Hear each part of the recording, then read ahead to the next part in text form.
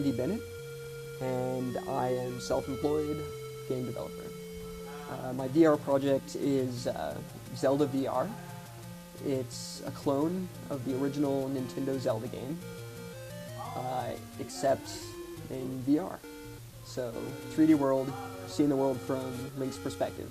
So if you've never played Zelda before, it's an adventure game. It's one of the first classic adventure games where you have an array of different enemies, you have weapons that shoot projectiles, that blow up, secret passageways, you're collecting money to upgrade over time, hidden dungeons that provide challenge and bosses to fight, all the classic gameplay concepts that first started to emerge around Legend of Zelda. It keeps the retro feel of the original game. So in the original game you'd have a square representing a tile on the map, and now just take that square, turn it into a block, and you populate the world with blocks, maybe stacks them up to give the world some height, and it's that easy.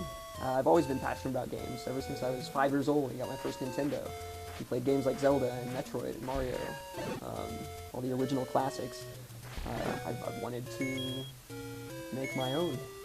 And virtual reality is the most immersive thing there is right now. So to be able to sort of step inside, it's like when you're a kid, in your imagination, these game worlds are real and you want to be that character.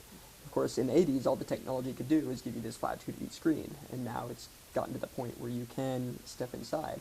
So this project, it's a case study in classic gameplay. How does that translate into the virtual 3D world?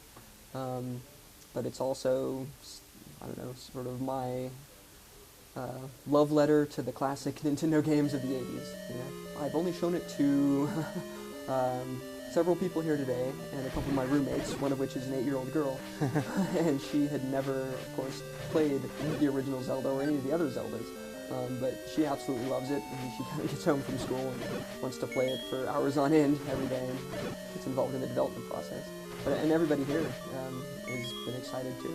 And there's going to be a demo on virtualreality.io.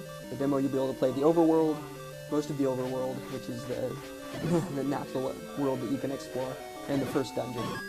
And the other 7 or 8 dungeons will come